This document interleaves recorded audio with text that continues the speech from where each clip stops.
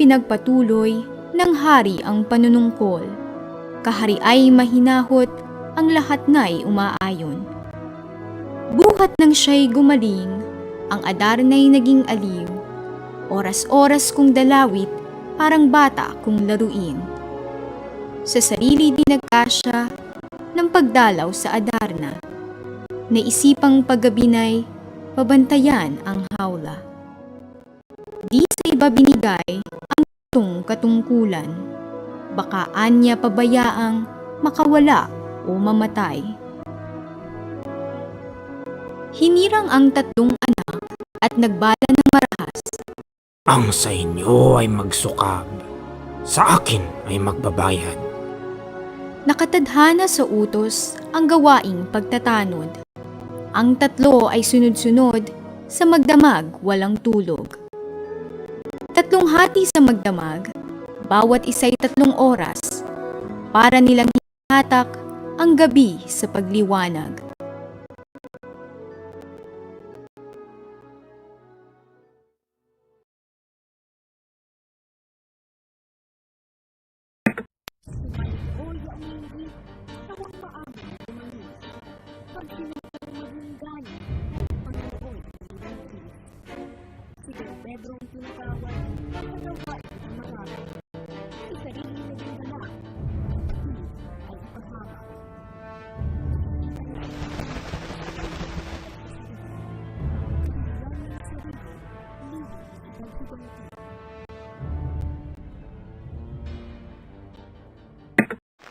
Bago umitak ang umaga, si Don Y umalis na. Wikay, Ito ang maganda, natatago ang may sala. ipinahanap ang bunso, ngunit saan masusundo? Matagal nang nakalayo, di sa hangad na magtago. Umalis na ang dalawa, nagmamagaling sa ama. Ang pangako'y pag nakita, iuuwit ng magdusa. At tunay ngang nagtagumpay ang tiyagang pinuhunan. Nakita rin si Don Juan sa Armenyang kabundukan.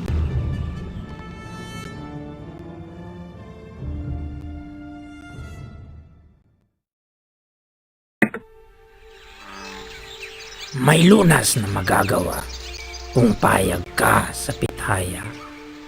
Sa akin ipagtiwala ang anumang iyong nasa. Kung ibig mo ay huwag nang balikan ang ating ama. Pabayaan ng Birmania, dito na tayo tumira. Ibig nami sumama ka nang mabuo ang ligaya. Sa anumang maging hangga, tayong tatlo'y magkasama.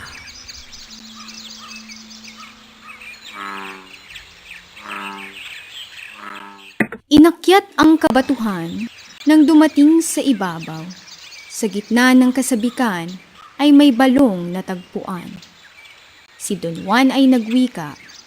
Balong ito'y may hiwaga. Ang mabuting gawin kaya'y lusungit ng maunawa. Nagtali na niyang lubid at sa baloy napasilid. Ang baon sa puso't dibdib humanda sa masasapit.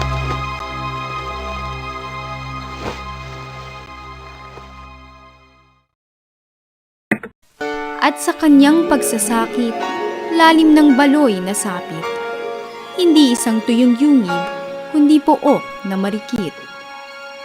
Lalo siyang nanggilalas at ang puso ay nabihag. Nang tamaan ng malas, si Doña Juanang marilag. Sa pagsamong anong lungkot, ni Don Juan nakaluhod. Ang prinsesang maalindog ay tinablan ng pag-irog. Ngayon ang aking panganib, saan kita ililingid? Nang maligtas sa pasakit ng higanteng sakdal-lupit.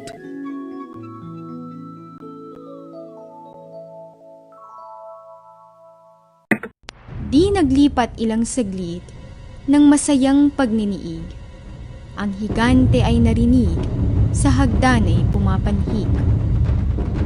Nagpumuok ang dalawa, magpaspasang parang sigwa. Sa pingkian ng sandata, ang apoy ay bumubuga.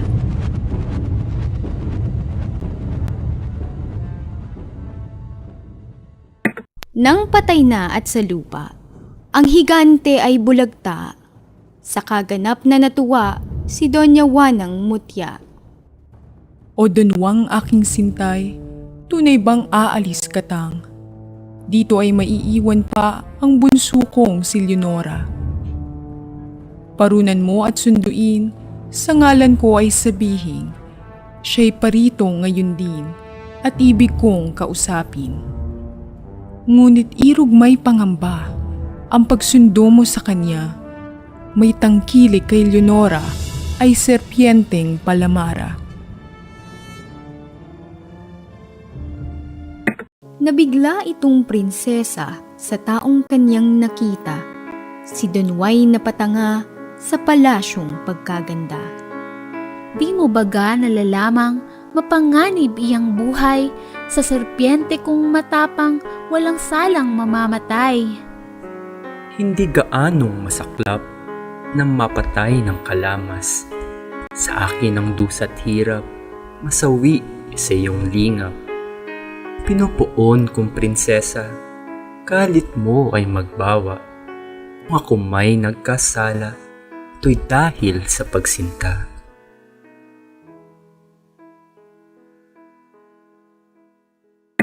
Unang ibig kong malaman kung paano mo natuklasan tong lihim kong tahanan sa liblib ng kabundukan.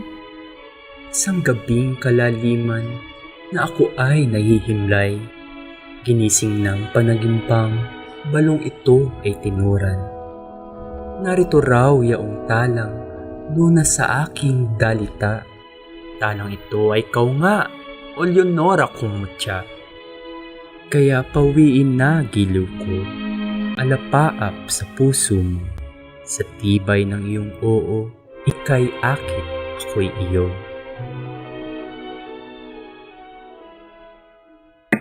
Dumating na ang serpienteng kay Leonora'y may kandili.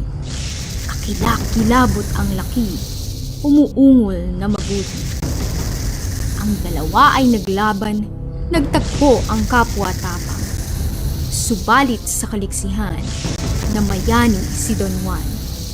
Sa ulos na walang puknat, tagang iwinawasiwas, isa-isang natitigpas, mga ulo niyong ahas.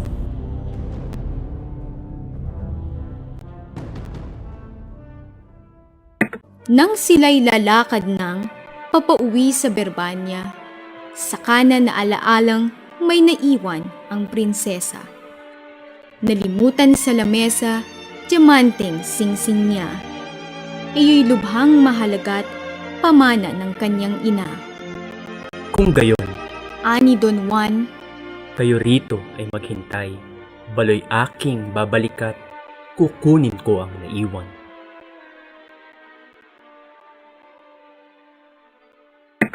ngunit laking kataksilan ng kapatid na panganay.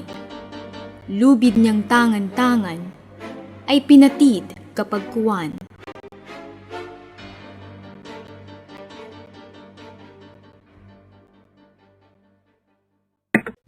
Napanaginip ng hari sa pagidlip ng tanghali. Nasa isang yungi buwari, bunso niya'y itinali. Nang gapos na ng katawan ng lubid na pagkatibay, sinipan at tinadyakan, sa mukha pa ay tinampal. Saka biglang itinulak, sa banging kagulat-gulat, sa ilalim ng lumagpak, ang hininga ay nautas. At siya ng pagkapukaw nitong hari sa hihigan, ang puso at gunang-gunang sa pupo ng kalumbayan.